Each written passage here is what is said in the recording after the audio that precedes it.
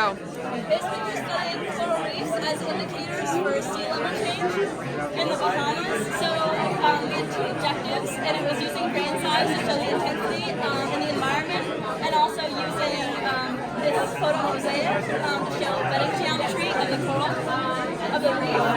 So we used two items. We used the photo mosaic, which was taken here in the Coburn Town Quarry, and it was 14 individual photos that were photoshopped together.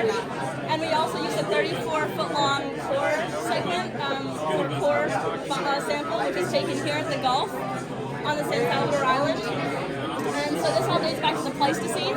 About the top reef is about 119,000 years old, while the bottom reef is about 123,000 years old. So using the core sample, we studied mainly the depth of 9.8 meters below surface to 12 meters below surface, and we studied the grain variety and the coinciding coral features, or coinciding core features, and we basically found like little to no correlation between the features and the grain sizes.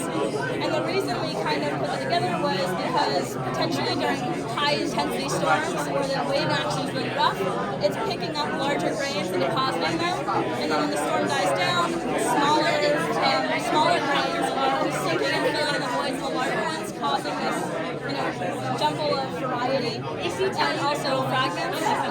Or it could also be that larger corals are protecting grain varieties, larger and smaller grain varieties underneath from being picked up and moved. So that's kind of why we have a little more correlation. So then we moved into this photo mosaic, and we kind of drew in all the different features. So we had this blue line, which is the double point discontinuity, and then we looked below that discontinuity at the different features, and we found like little line inclusions in here that we marked in pink. And we kind of saw them as these darker bits within the bedding, and we tried to figure out like why are they there, why do they have the microbials on it. So using past work done by Griffin and my co-write, we put together that it must have been a lagoon. So during this drop in sea level, these coral reefs that were 1 point under the water are now exposed to high wave action, and they get broken off and pushed into this lagoon, which is now restricted.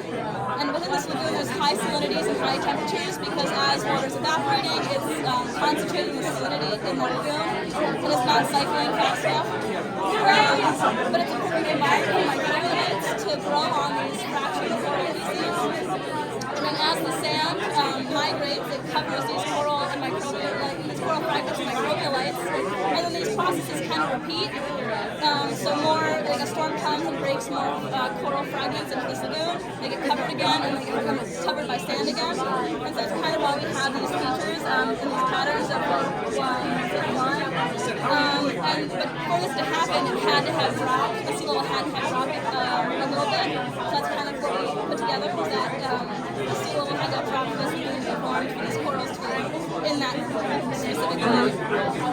Okay. What was the most interesting part of your research? The most interesting part, I really didn't like going to coral, so I couldn't see these corals in real life because during COVID, we couldn't travel, we couldn't go to San Salvador. So we ended up going to Smith College instead, and meeting Bosika, who's studied this for a long time, she had these core samples, it was amazing. And seeing this core sample with all of the different fossilized, it was a good second best. Okay, cool. Thank you.